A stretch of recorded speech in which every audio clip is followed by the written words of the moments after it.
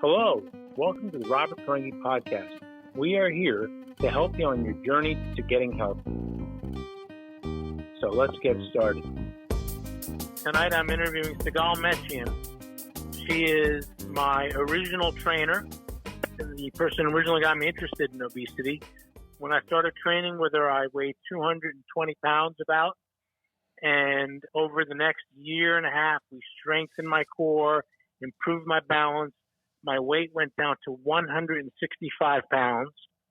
And at the age of 52, I started running the slalom course on water skis, which is very difficult to do. It's something I could not have done if I hadn't lost the weight and made the changes to strengthen my core in the work I did with Sigal. And I wanted to interview her tonight because I think that I want people to see what we can do when we put our minds to it and when we use education and an experience to help people losing weight. So, Sigal, thank you for joining me tonight. Hi. My pleasure. Good. So, Sigal, let's start at the very beginning. When a person comes to you, they want to lose some weight, and this is their first visit with you. How do you approach the patient? How do you approach the client? First of all, it depends how much weight we're talking about. But generally, I would start investigating their habits, their lifestyle. Okay. I would investigate their sleeping habits, their eating habits, drinking habits, activeness level, meaning if they're sitting a lot, if they're doing repetitive motions. I would find out I would look at their posture. I would look for if they have pain, what's more active in their body, what's less active in their body. And when I have all the habits together, we can go ahead and approach a plan to help them to move from A to Z going through stages. Yeah. Some of the things that really impressed me with your knowledge is I think more than a lot of trainers. I've worked with quite a few trainers, and there's a few who stand out, and you're certainly the one who stands out the most. One of the things that impressed me is your knowledge on, first of all, the sleep habits. And I remember as a doctor, I used to sometimes do these overnights because I wanted to make a few extra bucks. And I'd show up the next day, and you'd weigh me, and I wouldn't have lost weight. And I remember you telling me, first of all, you would check on my diet. Then you would check on my sleep, what I did. And you told me if I don't start getting sleep, I'm not going to lose the weight. And that was really brilliant because that is something that they teach us in the Obesity Board certification, is that sleep habits are very important. So that's good. That's one thing that you focus on. The other thing that impresses me is your knowledge of nutrition. Now, I know you did some schooling in nutrition and then you changed over to personal training, but it seems like you've continued to educate yourself on nutrition, because I remember when we go through a menu, you can analyze each dish and tell me what's okay to have and what I should be limiting. You said everything. Yeah. So I start with the sleep. How did you know that? How did you know about the sleep? That's actually... Yes, because like you said, I studied nutrition, but I studied nutrition from a holistic point of view, natural medicine. And it's a lot of biochemistry. It's not just what you eat, it's also when you eat it.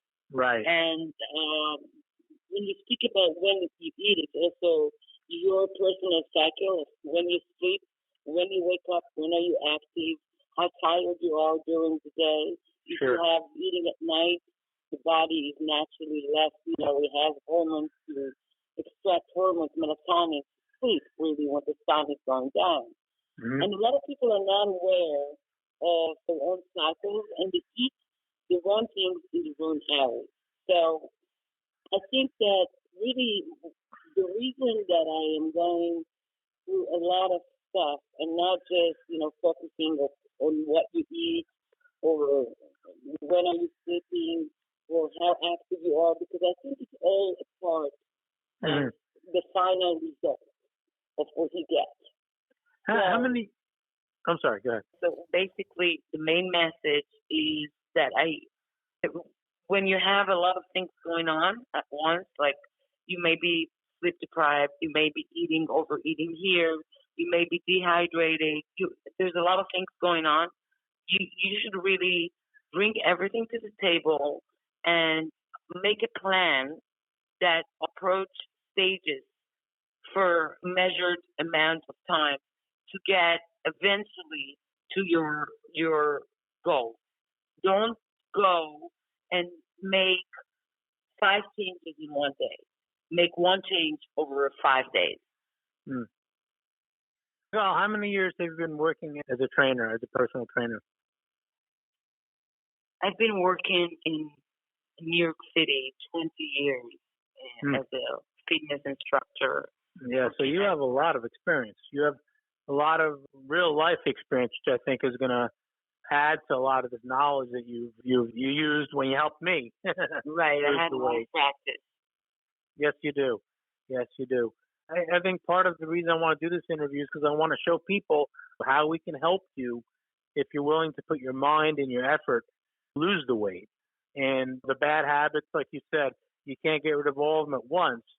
I remember when I used to snack on chips, and you gave me the very smart idea, and now that I know better, of changing over to popcorn. And butter. Yeah, what happened is if I pulled an overnight and my sleep wasn't great and I didn't eat the chips, if I ate the chips, I put on weight. But if I went with the popcorn, I wouldn't gain weight. I may not lose weight that night, but I wouldn't gain. It was damage control, right? For the shift work that I was doing. Yes, because you always need to have, because we all have challenges. We all have weakened parts or weak points or drops. We need more energy at some point or of the day, whatever. We need to have ways to combat it. Good. Now, next thing I want to talk about is about the actual physical training that you do, and I just want to make some comments. The type of training that you offer is stuff that probably was not available 30 years ago, at least not in this country. I've spoken to other trainers complaining how come in gym they never taught us how to exercise correctly. And I was told, I'm 54 years old, so that I was told, look, when you were in high school, they didn't know this wasn't stuff that was knowledge in this country. So I think that you really did a good job working the core and all the muscles that connect to the core. And I felt like I burned more calories than the equivalent time doing other types of workouts. And that was an incredible help in losing weight, because I would start seeing pounds shed off within weeks. And I wasn't expecting to get down to 165 anytime soon. I wasn't expecting to be running the slalom course. But I have to say, my water ski coach told me, look, you got to lose weight. You're not going to run the slalom course. You lose weight and get your balance better. And that's exactly what we did. So tell me a little bit about I know you have training and experience. Let's talk a little bit about the core training. When you're training someone, you're focused on the core muscles and the core and balance and stability. Right. So the thing is that let me think how I'm going to say it, because I kind of lost my train of thought. But I think the main thing that I want to say is not just the core. Every muscle have different functions. Every muscle have different functions in different planes. And if you get all your muscles engaged in a general motion, you eventually going to increase your basic metabolism rate. So training the core, because the core works a lot as a stabilizer, between your lower ribs to your hip bones, there is no bones. There is only muscles, except the spine, of course. There is no bones. It's only muscles. So that area of your body is working when you're walking or when you're moving your upper body. It's going to work as a stabilizer. What I'm doing is I'm taking advantage of that fact to every time I train you or I want you to take it to your own life when you're doing your activities. I want to teach your brain to engage the core as a stabilizer, as a prime mover, as a synergic mover. So then you get more fibers involved in the motion and you get them more thicker and then you get your higher metabolism resting rate. And then you burn more calories when you sleep, when you're doing other activities that are even when you're sitting down, basically. So that's why the core is so important. Except the fact that you're saying that it helps you to get the slalom and it helps more older people. It helps them not to fall and prevent hip injuries and stuff like that. But when you talk about obesity, I think that understanding that the core has a lot of different functions, not just making sit up is just it's a myth. Sit up really doesn't do anything. Really, if I had to, pick from 10 or even from 5 basic core, I wouldn't put the sit up in them. Sit up is not that important. So it's a myth. So it's important to understand that the core has many functions, and as much as you really get all the functions, different functions of the core trained, then you get your higher metabolism rate that you want to burn more calories. So what you're saying is that sit-ups work the stomach muscles only, whereas core is about connecting all the muscles that basically connecting everything to the stomach muscles. No, it's not what really. I want to say. No, because the sit-up really works the core in flex the core and the rectus abdominis mostly. It doesn't work the deep muscles of the core. And you want to train the deep muscles because those are going to give you the higher resting metabolism rate. Because those are a stabilizer that's going to work when you're walking, when you're climbing the stairs, when you're standing up, when you're sitting down. That the rectus abdominis is a myth. I'm not saying do it all, but I'm saying it's not one of the first 5. Gotcha. That's actually very interesting. Because this is, like I said, this stuff when I was in gym class, probably nobody even thought about it. And I'm hoping that as we become more educated on physiological education, that the kids going to school now are going to be educated on having a good core types of exercises to work. I don't really know. I don't know because I don't know too many. I don't know. I do hope so. I think it's really important for a healthy society. I think you're right. Yeah. So that's why this evening I really wanted to just interview somebody who I think showed what can be done with education and with experience. And I think that, like I said, you, Sigal, are somebody who I think is going to do excellent with people trying to lose weight wherever you go. You've done well. If it's on the podcast, I really want to, if you don't mind, just really give the message to the people that are listening. Yeah. That if you have overweight or you're obese up to 30% or more, there is a way of really stepping out of it. And really the key is stepping out of it, not running away from it or not attacking it. It's really, you really have to understand that there should be some kind of plan. And the plan should be based on understanding that the main player here is the brain. It's not the body, it's the brain. You really want to re-educate the brain how to manage the body. And once you understand that you're having your brain, your homeostasis that is responsible for temperature, for heart rate, for blood pressure, for weight control. All these things are not changing overnight. And once you understand, and you really understand, you put everything all your habits down there, with the understanding of how your brain operates all this information, then you can, it's like a chess match. You can really come up with smart, educated, and working plan to step out of even morbidity. I tell people, and it's possible. And it's lot to do, and you're like sitting there and you don't know what to start with. I'm telling you, the first step should be the easiest one. Yeah. Like starting drinking half a liter, like 2 cup of water every morning. Yeah. Or just changing one habit in 1 week. For instance, so don't get like disencouraged. Just keep adding changes.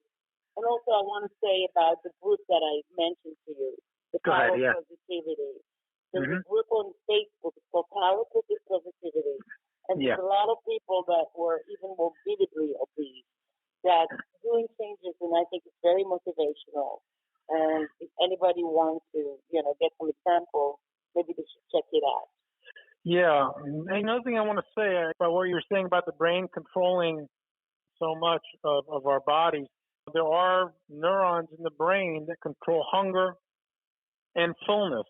Right. And I think we were talking about that before. A lot of people don't realize that there is, as you basically mentioned, it's about training those centers, and you got to do it probably slowly or not like ridiculously fast.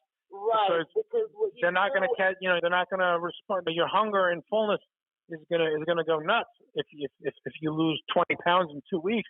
You're going to be so damn full of hunger and so damn hard to fill. You're going to be in the starvation mode when your body is starting to basically talk about your body, using your own muscle tissues to operate. But really, what's important, what you say, and what I really want to also highlight, is that whatever you do, eventually, every habit that you put on your body goes back to the brain, and the brain operates your body in a reaction to what you put in your body. So you really need to pull one string on a given time, and just have a plan. I think plan with the educated plan. I think education and understanding how your body and brain relationship works, how even the amount of air you're breathing. If you're going to walk and do activity walking half mile a day, you're going to consume more oxygen. And it's going to change something in your brain if you're going to do it over, 3 times or 4 times a week. It's eventually, after 2 or 3 weeks, it's going to affect the homeostasis. Sure. So I'm saying that we can, if we understand how it works, we can make changes. It's very important not getting discouraged when you have a lot of changes to make, because that's actually going to give you good results if you're going to know how to plan according to your habit and to the way the brain operates. I mean, I think this is what makes you so good at helping someone lose weight is you have that education and you're able to counsel them on things other than just the exercise, the mind-body relationship. And I think those were all very important factors when I was losing weight with you. And I think that that's something that is going to serve you well as you continue to help people lose weight. Yes, I hope so, Great. Okay. For this interview, it was really fun. Yeah, this was fun. It was educational, and hopefully we'll be working together a lot more in the future.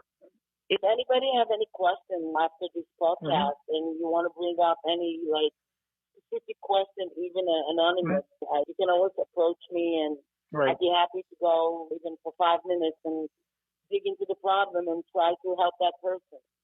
Okay. Did you want to give your contact information, or do you want me to give that to people individually? How do you want to do that, Sigal? Yes, I do have an email. Give your email. Do you want to give your email out for, is that? allinfitnessnyc@gmail.com. allinfitnessnyc@gmail.com. Get in touch with Sigal. She'll definitely help you. Yeah, but if anybody just anonymously wants to, come up with any questions, if they have any particular issue, I'm here. Great. And later on, if anybody wants to work with me, they can always come to you and